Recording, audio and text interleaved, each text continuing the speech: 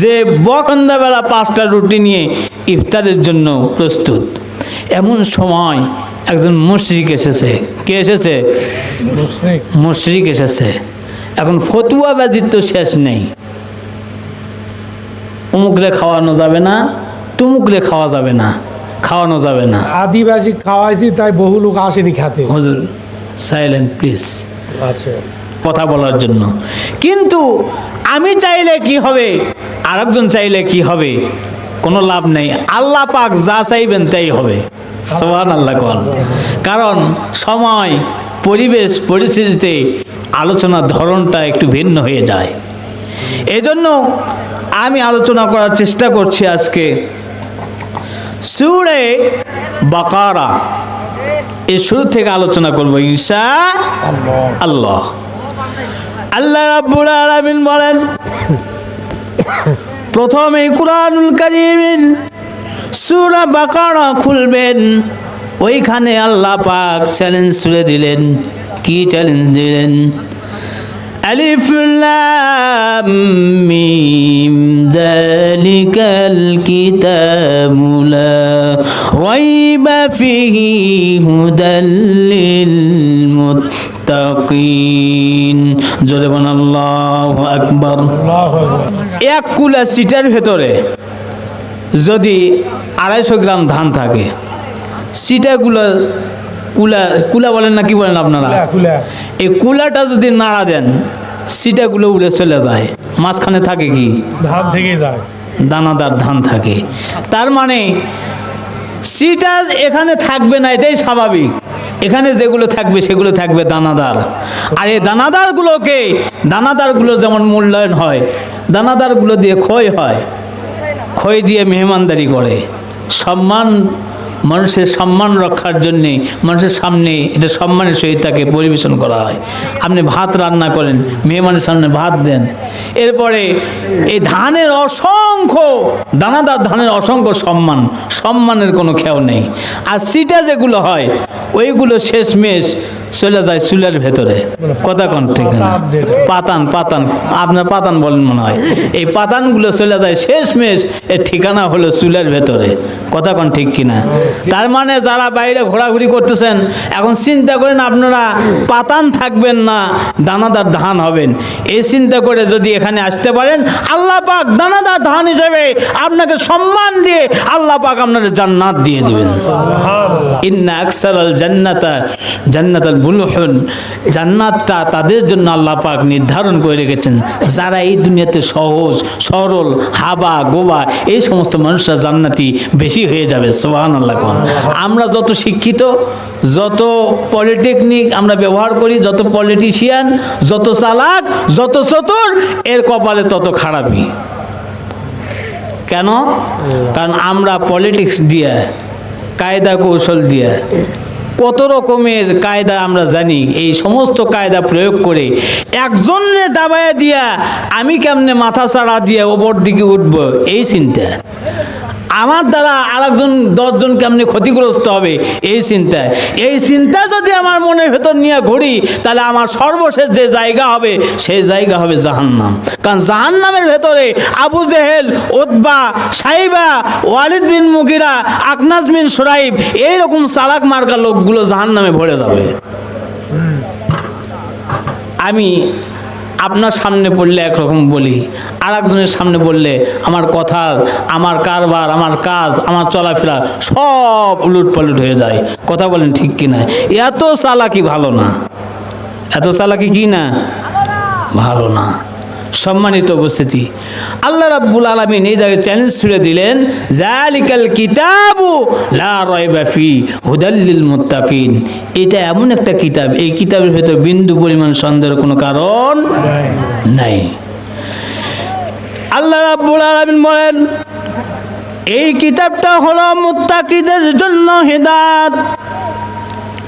এরপর আল্লাহ পাক বললেন, মুমিন যারা হবে তাদের কয়টা বৈশিষ্ট্য থাকবে। এখানে 6টা বৈশিষ্ট্য আল্লাহ রাব্বুল আলামিন তুলে ধরলেন। 1 নম্বর হলো الذين يؤمنون بالغيب ويقيمون الصلاة ومما رزقناهم ينفقون আল্লাহু আকবার। আল্লাহু আকবার। আল্লাহ পাক বললেন এক নম্বর হলো মুমিন যারা হবে, মুমিনের যারা দাবিদার, এক নম্বর বৈশিষ্ট্য হলো তারা ঈমান বিল গায়ব, গায়বের প্রতি কি করবে? ঈমান আনবে। ঈমান আনবে, বিশ্বাস করবে। এবং গায়ব কি জিনিস এটা বুঝতে হবে। গায়ব অনুপস্থিত, অদৃশ্য, যেটা আমরা পঞ্চ ইন্দ্রিয়ের মাধ্যমেও ধরতে পারি না, ছুঁইতে পারি না, বুঝতে পারি না। যেমন ধরেন আমরা কি ফেরেশতা দেখেছি কোনো দিন? না। দেখা যায়? তার মানে এটা দেখা যায় না, এটা হলো কি? গায়ব। আল্লাহরে দেখা যায়? না। দেখা যায় না, এটা গায়ব। আপনি পৃথিবীর এক প্রান্ত থেকে আর এক প্রান্তের খবর গুগলের মাধ্যমে, এরপরে ফেসবুক, ইউটিউবের মাধ্যমে পৃথিবীর এক প্রান্ত থেকে অপর প্রান্তের খবর নিমিষেই আপনি নিতে পারেন। কিন্তু আপনার ঘরের সঙ্গে অথবা ঘরের ভেতরে হোক অথবা আপনার পায়ের নিকটে হোক অথবা আপনার একেবারে সন্নিকটে হোক, যদি একটা 3.5 হাত কবর 2 দিন আগে, 1 দিন আগে, 1 ঘন্টা আগে, 1 মিনিট আগে আপনার মা বাবারে ওখানে দাফন করেছেন, আপনার আত্মীয় স্বজনদের সেখানে দাফন করেছেন, ওই কবরের কি খবর ওইটা আমরা জানি? না। জানি না। আপনার বাবা মৃত্যু শয্যায়, তিনি কাতরাচ্ছেন, চারিপাশে আপনার আত্মীয় স্বজন সকলেই হাউমাউ করে কাঁদছে, চোখের পানি ছেড়ে দিয়েছে। তা চিন্তা করতেছে এখন তো দুনিয়া থেকে বিদায় হয়ে যাবে। এতগুলো মানুষ তার পাশে থাকা সত্ত্বেও কিন্তু দেখা গেল মালাকুল মউত তার রূহটা কবজ করে নিয়ে গেল। মালাকুল মউত আমরা কখনো দেখতে পারলাম না। দেখতে পারি? দেখা যায় না। অথচ আপনার যেই পিতা, আপনার যেই মাতা, আপনার ভাই এতদিন দীর্ঘদিন তার সঙ্গে চলাফেরা করলেন, কথা বললেন, এখন তার রুহুটা সেখান থেকে বের হয়ে যাচ্ছে। রুহুটা কেমন, তার কালার কেমন, দেখতে কেমন, এইটা আমরা দেখতে পারি না। এটাই হলো গায়ব। আর এই গায়বকে না দেখে বিশ্বাস করার নাম হলো ঈমান। ঈমান। এরপরে 2 নম্বরে বললেন সালাত কায়েম করতে। কি করতে হবে? সালাত কায়েম করতে হবে। 3 নম্বর আল্লাহ পাক বললেন যে ওয়া মিম্মা রাযাকনাহুম ইউনফিকুন। এখন ওয়া মিম্মা রাযাকনাহুম ইউনফিকুন, আমি আল্লাহ পাক তাদেরকে যে রিজিক দিয়েছি সেখান থেকে তারা আমার রাহে ব্যয় করবে। সূরা আদ-দাহর 7 এবং 8 নম্বর আয়াতের শানে নজুলে ঢুকবেন, সেখানে দেখতে পাবেন। ওইখানে হযরত আলী রাদিয়াল্লাহু তাআলা আনহু, ইমাম হাসান এবং হুসাইন রাদিয়াল্লাহু তাআলা আনহু দুইজনে অসুস্থ হয়ে গেলেন। অসুস্থ হলেন হযরত আলী রাদিয়াল্লাহু তাআলা আনহু, হযরত ফাতেমা রাদিয়াল্লাহু তাআলা আনহা এবং তাদের খাদেমা ফেদ্দা রাদিয়াল্লাহু তাআলা আনহা। এই 3 দিন মান্নত করলেন যে আল্লাহ এই হাসান আর হুসাইনের এই বেদি যদি তুমি ভালো করে দাও, নাজার অর্থাৎ মান্নত করলেন যে তুমি যদি বেদিটা ভালো করে দাও আমরা 3টা দিন রোজা রাখবো। কয়দিন? 3 দিন রোজা রাখবো। একটু ভালো করে কান লেগে শোনেন, 3 দিন রোজা রাখবো। তো রোগ বেদি আল্লাহ পাক ভালো করে দিলেন। এখন মান্নত পূরণের পালা। রোজা শুরু করলেন, রোজা শুরু করে দিলেন। হযরত আলী রাদিয়াল্লাহু তাআলা আনহু এক বর্ণনা এসেছে, উনি একজন ইহুদি প্রতিবেশীর কাছ থেকে 3 সা পরিমাণ গম কর্জ নিলেন, অথবা একজন খেজুরের বাগানের মনিবের কাছে গেলেন, সেখানে শ্রমিক নিযুক্ত হলেন। শ্রমিক নিযুক্ত হওয়ার পর তিনি সেখান থেকে সারাদিন পরিশ্রমের বিনিময়ে কিছু গম পেয়ে গেলেন। বাসায় আনলেন, আনার পরে গমগুলো পিষার পরে আটা যখন তৈরি হলো, সেইটার রুটি তৈরি করা হলো। 5টা রুটি তৈরি করলেন, সারাটা দিন রোজা রাখলেন। সন্ধ্যার সময় ইফতারের জন্য প্রস্তুতি গ্রহণ করা হলো। সূর্য অস্ত যাবে এমন সময় হযরত আলী রাদিয়াল্লাহু তাআলা আনহু ইফতার করতে যাবেন। তার বাড়ির আঙিনার ভেতরে একজন মিসকিন চলে এসেছে। মিসকিনটা সালাম দেয়, আসসালামু আলাইকুম ইয়া আহলাল বাইতি মুহাম্মাদিন মিসকিনুল ওয়াল মাসাকিনুল মুসলিমিন আতুইমুনি ওয়া আতুমুকুমুল্লাহু ওয়া মাওয়াইদাল জান্নাহ। ওই ফকিরটা বলতেছে, তুমি আল্লাহর রাস্তায় আমাকে তোমাদের দস্তরখানা থেকে আহার করাও, আল্লাহ রাব্বুল আলামিন জান্নাতের দস্তরখান থেকে তোমাদেরকে আহার করাইয়া দেবেন। বলেন সুবহানাল্লাহ। হযরত আলী রাদিয়াল্লাহু তাআলা আনহু সারাটা দিন রোজা রাখলেন, তার পরিবার সহ 5টা রুটি ফকিরকে দিয়ে দিলেন। সুবহানাল্লাহ। সারাটা রাত অনাহারে কাটতে লাগলো।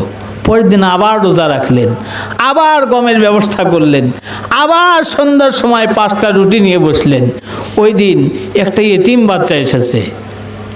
আগের দিন ছিল সাইল, মিসকিন, দরিদ্র, অভাবী একজন মানুষ। পরের দিন আসলেন একজন ইয়েতিম, এসে আবার হাঁক ছাড়লেন ইফতারের পূর্ব মুহূর্তে। আচ্ছা, আমাদের অবস্থা কীরকম? যদি এরকম করি, আপনার ওয়াইফ বা আমার ওয়াইফ, আপনার ওয়াইফ আল্লাহ পাক হয়তো বা পরেশগাঁ হিসেবে কবুল করেছেন, আমারটাই বলি, জুব্বাটা না ধরবে কি ধরবে না?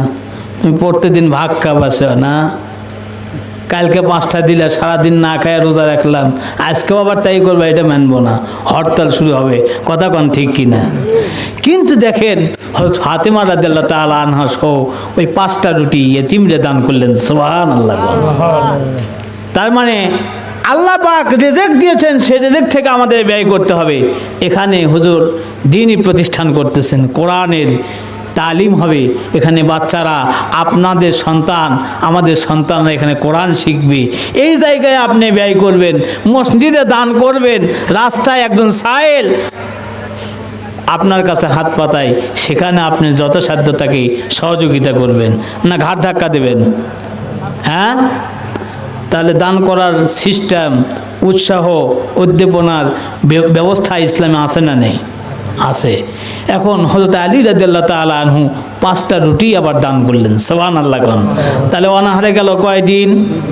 2 দিন।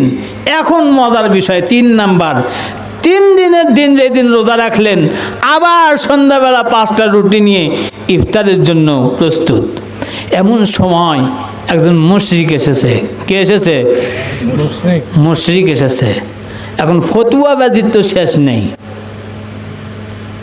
অমুকরে খাওয়ানো যাবে না, তুমুকরে খাওয়া যাবে না, খাওয়ানো যাবে না। আদিবাসী খাওয়াইছি তাই বহু লোক আসেনি খাতে। হুজুর সাইলেন্ট প্লিজ। আচ্ছা, এখন এই যে মুশরিকরে তিনি খাওয়াবেন, কেন খাওয়াবেন? কারণ বদরের যুদ্ধের ঘটনা, বদরের যুদ্ধে কাফেরদের 70 জন মানুষ, বড় বড় কাট্টা কাফেরগুলো দুনিয়া থেকে বিদায় নিয়েছে, তারা মৃত্যুবরণ করেছে, কতল হয়েছে। এখন এই যে মুশরিকরে তিনি খাওয়াবেন, কেন খাওয়াবেন?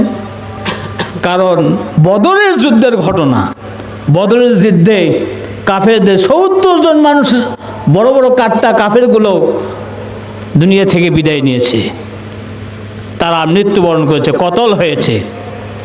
আর 70 জনের বন্দি করা হলো। এই 70 জনই ছিল কাফের, মুশরিক। রাসূল পাক সাল্লাল্লাহু আলাইহি সাল্লাম, ইসলাম কত বড় উদার মনের ধর্ম একটু চিন্তা করেন। রাসূল পাক সাল্লাল্লাহু আলাইহি সাল্লাম এই 70 জন বন্দিরে তিনি 7 জন মুহাজিরদের ভেতরে ভাগ করে দিলেন। সুবহানাল্লাহ। দলিল নিয়ে যান এখান থেকে। ফতুয়া তো কম দিতে কেউ জানেন না, ফতুয়ার শেষ নেই। তাহলে মুশরিকদেরকে 70 জন মুশরিক 7 জন মুহাজির ভাগ করে নিয়ে গেল, কি করার জন্য? মেহমানদারি করার জন্য।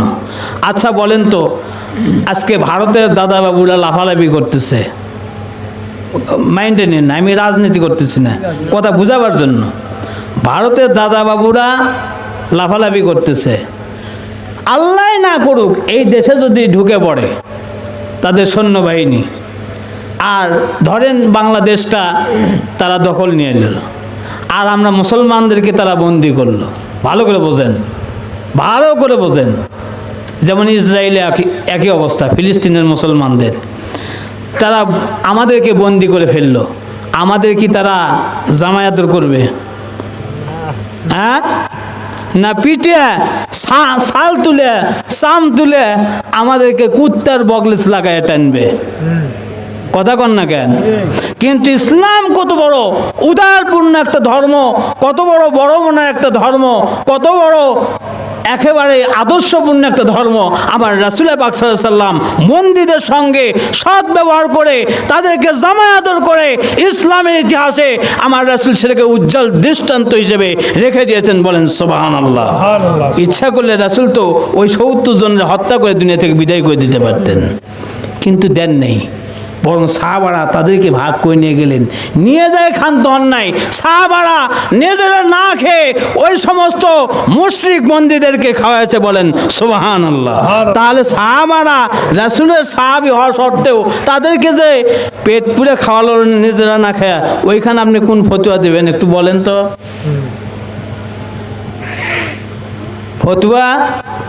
ফতোয়া দিয়ে সব জায়গায় চলে না।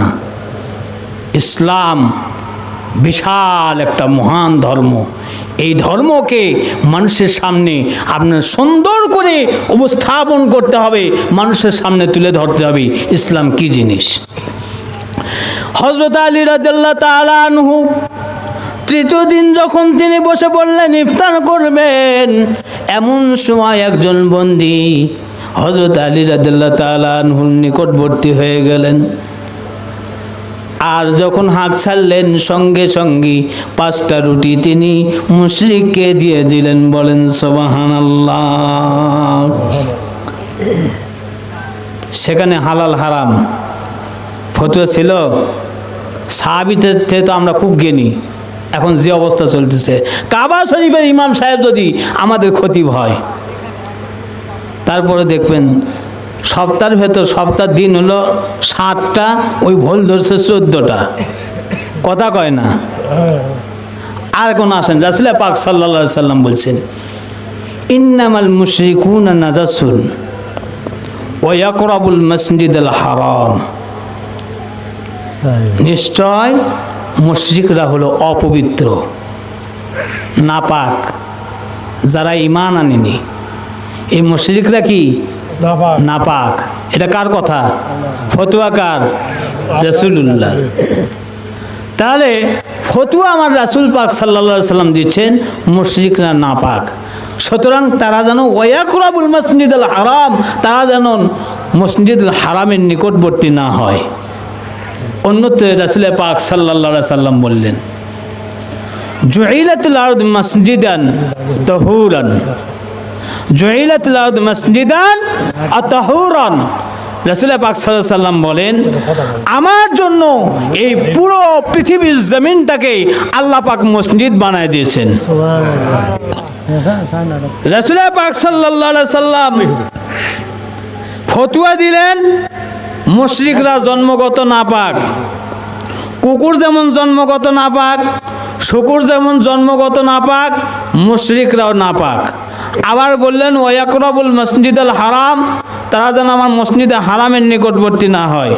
অন্যত্র বললেন ফাজুইলাতুল আরদু মাসজিদান ওয়া তাহুরান, এই পৃথিবীর জমিনটায় আল্লাহ পাক আমার জন্য মসজিদ বানায় দিয়েছেন। এখন বলেন তো রাসূল পাক সাল্লাল্লাহু আলাইহি সাল্লামের এই দুইটা ফতোয়ার আঙ্গিকে তাহলে কাফের মুশরিক যারা আছে তাদেরকে বাংলাদেশ তো দূরের কথা, পৃথিবীর কোনো জমিনে রাখার অধিকার নেই। কথা বুঝতেছেন? তাহলে আমরা রাখলাম কেন? আমরা রেখেছি এই জন্য আল্লাহ পাক তাই বলে আপনাকে বলেনি তোমার প্রতিবেশী হিন্দু আছে, তোমার প্রতিবেশী খ্রিস্টান আছে, তোমার ধর্মকে তাদের ঘাড়ের উপর চাপায়া দিয়া তাদের উপর তোমরা জুলুম নির্যাতন করো, এইটা ইসলাম বলেনি। কথা বুঝতেছেন? একটু চিন্তা করেন সম্মানিত উপস্থিতি। এরপরে দেখেন ইসলাম কত উদারপূর্ণ ধর্ম। আজকে বাংলাদেশে এর আগে দুর্গাপূজা হলো না? এই দুর্গা পূজায় দেখেন বাংলাদেশ কতটা শান্তি সম্প্রীতির একটি দেশ। এই দেশে আমরা যখন মাহফিল করি, কোনো হিন্দু ভাই ঢোল বাজায় আশেপাশে, আবার তারা যখন পূজা পাণ্ডব করে, আমরা কি তাদের পূজা পাণ্ডবে কোনো বিঘ্নতা সৃষ্টি করি? বরং পৃথিবীর ইতিহাসে এই বাংলাদেশের আলেমরা পর্যন্ত তাদের মন্দির পাহারা দিয়েছে। নজির আছে না নাই? এখন আসেন, রাসূল পাক সাল্লাল্লাহু আলাইহি সাল্লাম যেহেতু বলেছেন ইন্নামাল মুশরিকুনা নাজাসুন ওয়া ইয়াকরাবুল মাসজিদাল হারাম, নিশ্চয় মুশরিকরা হলো অপবিত্র। এখন আপনি একই সিএনজির ভেতরে আপনি হুজুর বেশ সুন্দর করে সুন্দর জামা জুব্বা কোটি পাগড়ি 6 হাত লাগায়া সিএনজির ভেতরে উঠছেন, ওর ভেতরে এক পাশে বসে হিন্দু ভাই আর এক পাশে উঠছে খ্রিস্টান ভাই, আপনি পড়ছেন মাঝখানে। এখন রাসূলের ফতোয়া অনুযায়ী তো তারা না পাক, কথা কন না কে? রাসূলের ফতোয়া অনুযায়ী তারা না পাক, তাহলে আপনি যে মাঝখানে বসে আসলেন, তো না পাকের সঙ্গে আপনার কাপড়গুলো লেগে গেল। ভালো করে বোঝেন। তাহলে আপনি তো জুমার নামাজের সময় বেশি নেই, আপনি যা বয়ান করবেন মসজিদে, মুসল্লি আপনার জন্য অপেক্ষা করতেছে। তাহলে আপনি জামাগুলো নাপাক হলো তাদের সঙ্গে লাগার কারণে, আপনি কি জামাগুলো খুলে ফেলে আবার ধৌত করে শুকাইয়া তারপরে গেছেন না ওই অবস্থায় গেছেন? ওই অবস্থায় গিয়ে আপনি খুতবা দিলেন, তখন কোনো ফতোয়া আপনার কাজ করলো না। ফতোয়া খালি দিলেই হলো, আর ফতোয়াবাজি করলেই হলো। একটু চিন্তা করতে হবে। আর আমাদের মুসলমানদের মায়ের খাওয়ার ভেতরে যত কারণ আছে, তার ভেতরে একটা কারণ, আমরা এক হুজুর আর এক হুজুরে দেখতে পারি না, কাদা ছুড়াছড়ি, বলে ওই কাফের, ওই মুশরিক, ওই এটা, ওই সেটা। এই যে কাদা ছুড়াছড়ি, একজন যদি একটা ভুল করে, ভুল হতেই পারে। আল্লাহ পাক মানুষের ভেতর স্বভাব যতগুলো দিয়েছেন, তার ভেতরে একটা স্বভাব হলো মানুষের ভুল হবেই। কি হতে পারে না? ভুল হয়নি? হযরত আদম আলাইহিস সালাম ভুল দিয়ে শুরু করলেন। আল্লাহ রাব্বুল আলামিন বলেন লা তাকরাবা হাযিহি শাজারাতা ফাতাকুনা মিনাজ জালিমিন।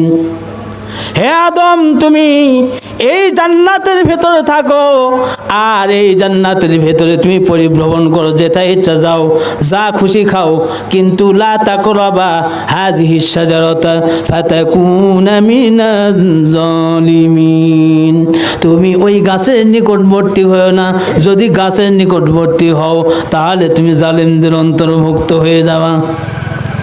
হযরত আদম আলাইহিস সালাম শয়তানের ওয়াসওয়াসায় পড়ে ওই ভুলটাই হয়ে গেল।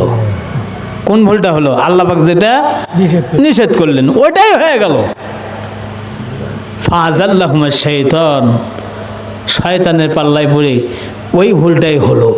এখন ওই ভুল যে হলো, এই ভুল হওয়ার কারণে আল্লাহ পাক জান্নাত থেকে ধাক্কা দিয়ে বের করে দিলেন, দুনিয়াতে যাও, এখানে থাকার উপযুক্ত আর তুমি নও, কারণ ভুল হয়ে গেছে, আল্লাহ পাকের আদেশ লঙ্ঘন হয়ে গেছে।